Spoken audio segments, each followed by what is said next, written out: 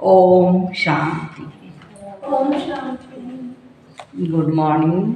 तेरे good morning. आज मीठे प्यारे बाप दादा के 4/12/2023 के अनमोल महावाक्य सुनते हैं।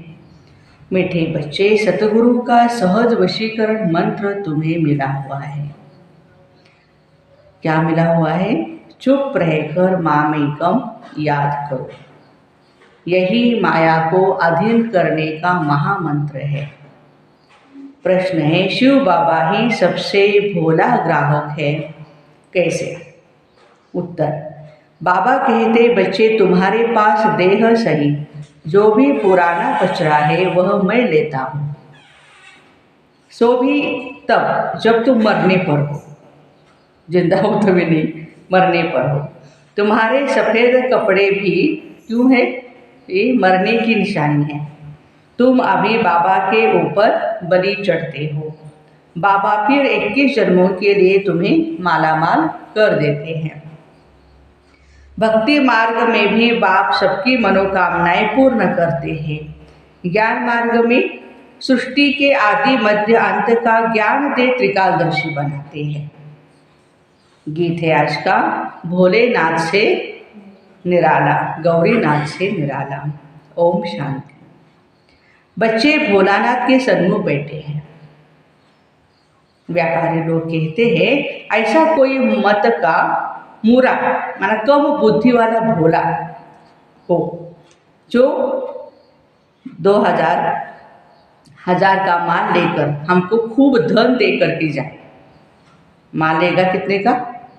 2000 का, और वापस रिटर्न देगा कितना रुपये देगा वो? 50,000, 1 लाख। ऐसा कोई भोला ग्राहक होगा तो अच्छा होगा। हे भगवान, हमको ऐसा ग्राहक मिला हो, व्यापारी लोग बोलते हैं। अब भोलानाथ बाबा आकर के बच्चों को आदि मध्य अंत का राज समझाए त्रिकालदर्शी बना रहे हैं। मेरे जैसा ग्राहक तुमको कभी मिल नहीं सकता है। तुम उनको अर्पण करते हो। भक्ति मार्ग में बहुत महिमा करती हो। भोलानाथ की भी महिमा होती है। तुम माता पिता हम बालक तेरे, वह आकर राजयोग सिखलाते हैं, राजाई देते हैं। बाबा को कहते हैं, यह जो भी पुराना कचरा है वह हम आपके ऊपर बलि चढ़ाते हैं। आप हमको 21 जन्मों के लिए मालामाल करते हो।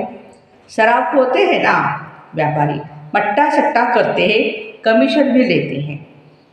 यह भी कहते हैं कचरा जो भी है, कौन सा कचरा है हमारे पास?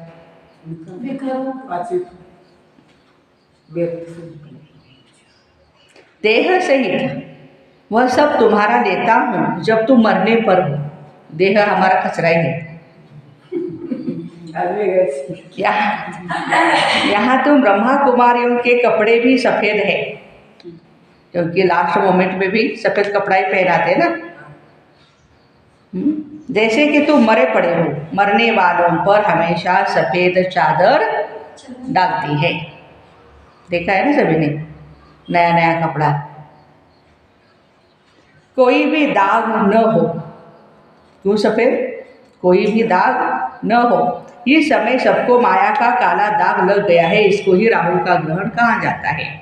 चंद्रमा पर भी ग्रहण लगने से काला हो जाता है ना, तो यह माया का ग्रहण भी सारे विश्व को काला कर देता है। इसमें तत्व आदि सब आ जाते हैं। बाबा समझाते हैं, यह तुम्हारा राजयोग है। राजयोग से स्वर्ग में तुम्हें राजाई प्राप्त करनी है। राजयोग से स्वर्ग में राजाई प्राप्त करनी है। तुम राजाओं का राजा बनते हो। नारायणी नशा रहता है। हाँ, सभी भाई बहनों को कौन सा नशा है? नारायणी नशा है। नर से नारायण बनते हैं। लक्ष्मी नारायण का राज्य होता है सतयुग में, तो जरूर मुझे अंत में आना पड़ता है, सृष्टि के अंत में। यह समय है भक्ति मार्ग का। भक्ति मार्ग में दर दर माथा टेकते धक्का खाते रहते हैं। भक्तों का रखवाला है भगवान। भक्ति का फल आकर के देते हैं। सब भक्त तो है ही, परंतु सबको एक जैसा फल नहीं मिलता है। कोई को साक्षात्कार होता है, कोई को पुत्र मिलता है अल्पकाल के लिए। किस्म किस्म की मनोकामनाएं पूरी करता हूँ, बाबा ही पूरी करते हैं। दुनिया में यह किसको पता नहीं है कि भगवान आया हुआ है। राजयोग सिखलाने, समझते हैं वह द्वापर में आया तब राजयोग सिखाया होगा, फिर वहाँ नर से नारायण कैसे बनेंगे द्वापर युग में। अभी ही बाबा तुम्हें राजयोग सिखलाकर राजाओं का राजा बनाते, कलयुग के अंत और सतयुग के आदि में संगम पर। यहाँ तो तुम्हें सिर्फ चुप रहना है, मन मना भव। यही सतगुरु का सहज वशीकरण मंत्र है। माया को भी वश करने का मंत्र कौन सा है? मन मना। इस मंत्र में बहुत ही आमदनी है, इस मंत्र में बहुत ही आमदनी है। यह माया को अपने अधीन करने का मंत्र है। माया जीत जगत जीत, भक्ति मार्ग वालों का है मन जीते जगत जीत। इसके लिए वह हठयोग आदि करते हैं, सो भी जगत जीत बनने के लिए नहीं करते, वह तो मुक्ति के लिए ही करते हैं। बाबा आकर कहते हैं बच्चे, देह सहित देह के सभी धर्मों को भूल मामेकम याद करो। मैं फलाने धर्म का हूँ, फलाना हूँ, सब बातें छोड़ अपने को आत्मा समझ मामेकम याद करो। बस मैं जो मत दे रहा हूँ उस पर चलो। बाकी अब तक जो अनेक मत पर चलते आए हो उन सबकी मत को छोड़नी पड़ी, तो तुम्हारा ज्ञान बिल्कुल ही नया हो गया। समझते हैं इन्हों की बातें तो नहीं हैं। तुम बच्चे जब किसी को भी समझाते हो तो पहले उनकी नब्ज देखनी है। डॉक्टर भी क्या करते हैं? हाँ, नब्ज देखते हैं। सबके सामने एक जैसी बात नहीं करनी होती है, मनुष्यों की होती है अनेक मतें। तुम्हारी है एक मत, परंतु नंबरवार जो अच्छा योग में रहते हैं, धारणा करते हैं, वह औरों को भी अच्छा समझाएंगे। योग करने वाला ही दूसरों को भी समझा सकता है अच्छा। कम धारणा वाले कम समझाएंगे, या तो कह देंगे हमें आता ही नहीं है। कोई भी हो, बाबा कहते हैं उनको एक ही सिंपल बात बताओ, कौन सी?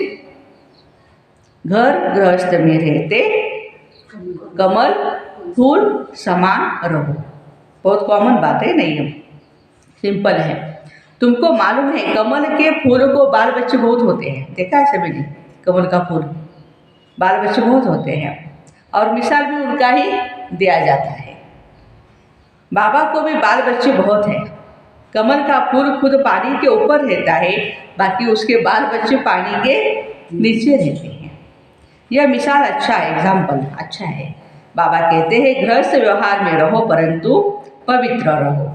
ये बात हो गई पवित्रता पर। सो भी इस अंतिम जन्म के लिए पवित्र रह मामेकम याद करो। रचना की पालना भी जरूर करनी है ना, बाल बच्चे हैं तो उनको संभालना भी है, नहीं तो हठयोग हो जाएगा। दुनिया में पवित्र तो बहुत रहते हैं, बाल ब्रह्मचारी तो भीष्म पिता मिसल हो गए। अच्छा, बाल ब्रह्मचारी वह जो स्त्री पुरुष दोनों इकट्ठे रह पवित्र रहे। गंधर्व विवाह की चर्चा तो शास्त्रों में भी है, परंतु कोई नहीं जानते, यह तो बाप समझाते हैं। बाबा कहते हैं बच्चे अब काम चिता के बदले दोनों ज्ञान चिता का हथियाला बांधो। कैसा अच्छा काम तुम ब्राह्मण करते हो, प्रतिज्ञा करनी ही है पवित्र रहने की। एक दो को सावधान करते तुम दोनों ही स्वर्ग में चले जाएंगे। पति पत्नी जो भी बाबा के क्लास में आते हैं, बाबा उनको डायरेक्शन दे रहे हैं। यहाँ तुम इकट्ठे पवित्र रहकर दिखाओ, इसलिए तुम बड़ा ऊंच पद ले सकते हो। मिसाल दिया जाएगा ना, ज्ञान चिता पर बैठ करके स्वर्ग में जाकर उच्च पद पाते हैं। इसमें हिम्मत है बड़ी। जो युगल है उनके लिए बाबा बहुत खुश है और कहते हैं कि भाई हिम्मत है आपकी।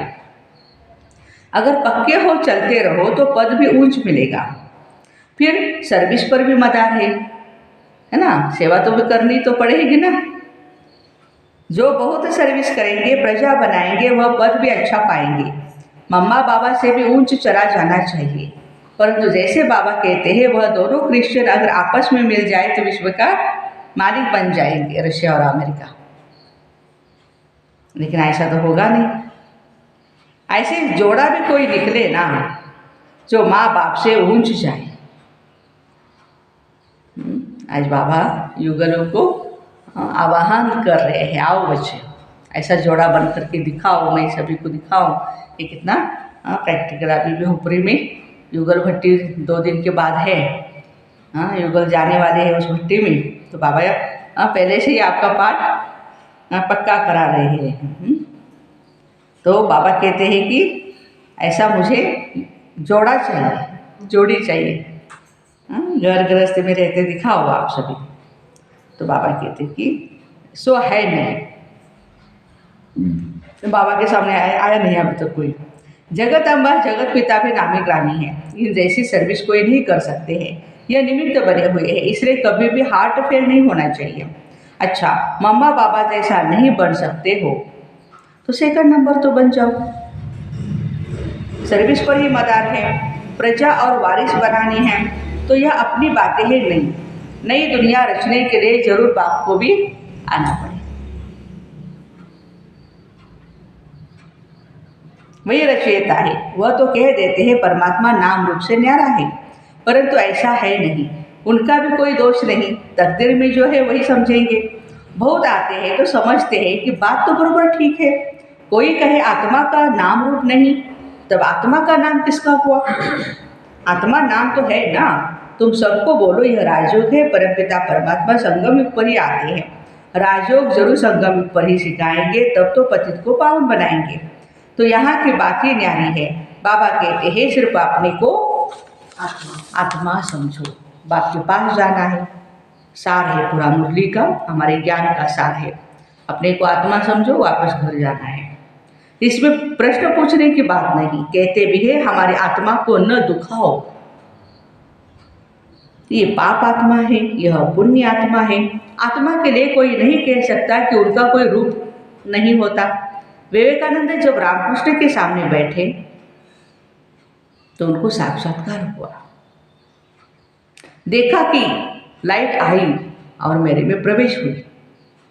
ऐसी कुछ बात बताते, तुम बोलो हमारे राजयोग है, इसमें देह सहित देह के सभी मित्र संबंधी आदि को भूलना पड़ता है, नहीं तो हम योग कर ही नहीं सकते।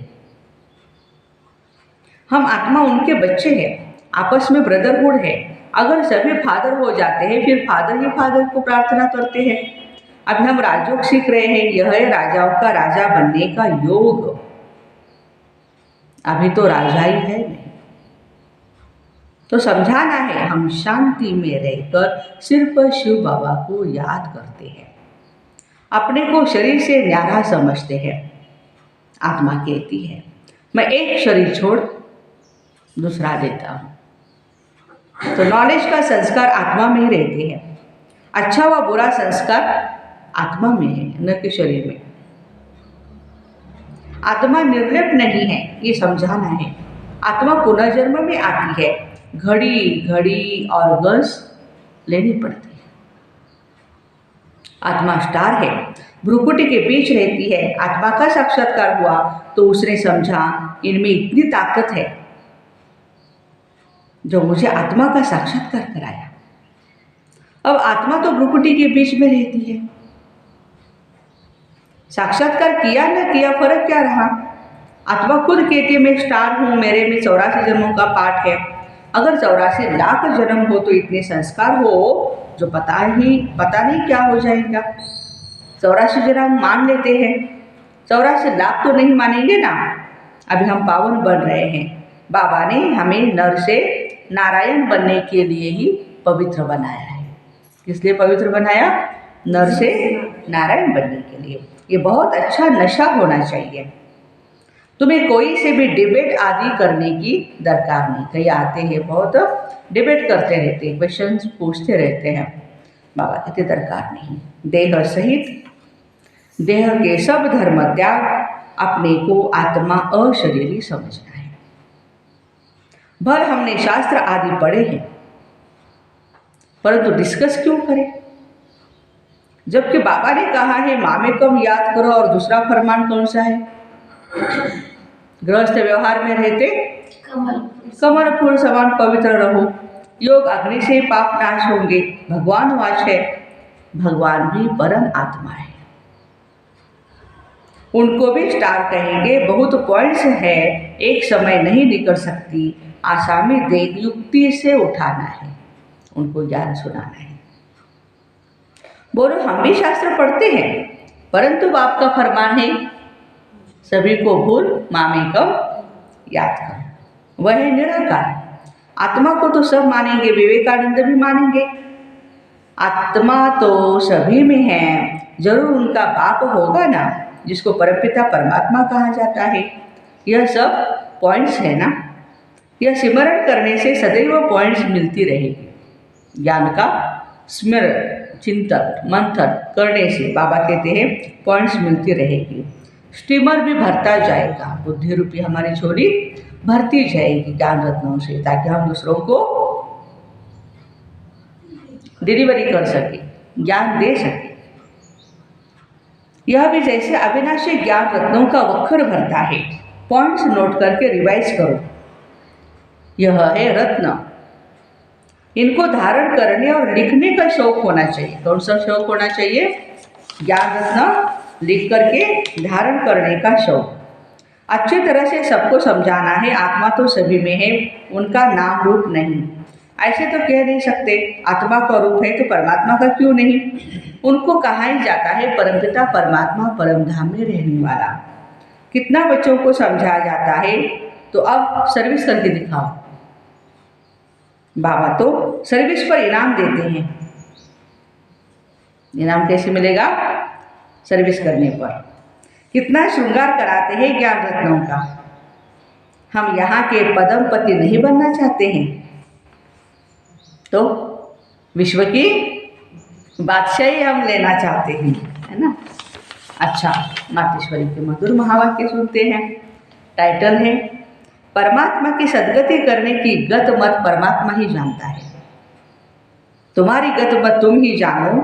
अब यह महिमा किसकी यादगार में गाते हैं? क्योंकि परमात्मा की सद्गति करने की जो मत है वो परमात्मा ही जानते हैं, मनुष्य नहीं जान सकता।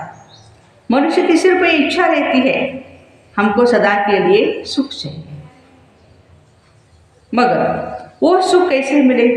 जब तक मनुष्य अपने 5 विकारों को भस्म कर कर्म अकर्म नहीं बनाए तब तक वो सुख नहीं मिल सकता है।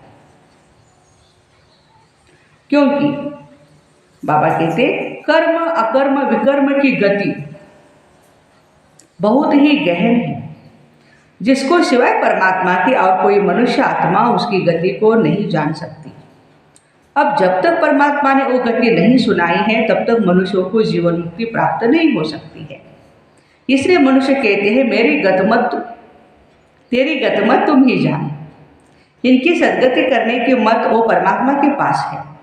कैसे कर्मों को अकर्म बनाना है यह शिक्षा देना परमात्मा का काम है। बाकी मनुष्यों को यह ज्ञान नहीं, जिस कारण वो उल्टा कार्य करते रहते हैं। अब मनुष्यों का पहला फर्ज है अपने कर्मों को सुधारना, तब ये मनुष्य जीवन का पूरा लाभ उठा सकेंगे। अच्छा, मीठे मीठे सिकिलते बच्चों प्रति माता पिता बाप दादा का याद प्यार और गुड मॉर्निंग। रूहानी बाप की रूहानी बच्चों को नमस्ते। हम रूहानी बच्चों की रूहानी माता पिता बाप दादा को याद प्यार गुड मॉर्निंग और नमस्ते। वाह वाह बाबा, शुक्रिया बाबा, शुक्रिया। धारणा के लिए मुख्य सार है। पहली पॉइंट, ज्ञान रत्न जो मिलते हैं उन पर विचार सागर मंथन कर स्वयं में धारण करना है। ज्ञान रत्नों से सदा भरपूर रहना है। सेकंड पॉइंट है अपने नारायणी नशे में रहना है। वाहियात बातें किसी से भी नहीं करनी है। अशरीरी बनने का अभ्यास करना है, बढ़ाना है अशरीर बनने का। वरदान, दुआ और दवा द्वारा तन मन की बीमारी से मुक्त रहने वाले सदा संतुष्ट आत्मा भव।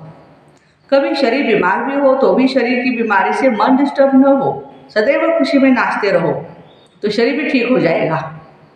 मन की खुशी से शरीर को चलाओ, हाँ, तो दोनों एक्सरसाइज हो जाएगी। खुशी है दुआ और एक्सरसाइज है दवा। तो दुआ और दवा दोनों से तन मन की बीमारी से मुक्त हो जाएंगे। खुशी से दर्द भी भूल जाता है। सदा तन मन से संतुष्ट रहना है तो ज़्यादा सोचो नहीं। अधिक सोचने से टाइम वेस्ट होता है और खुशी भी गायब हो जाती है।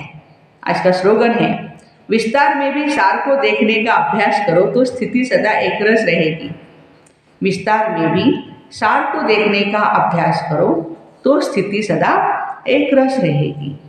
तो ऐसे दुआ और दवा द्वारा तन मन की बीमारी से मुक्त रहने वाले सदा संतुष्ट भाई बहनों को ओम शांति।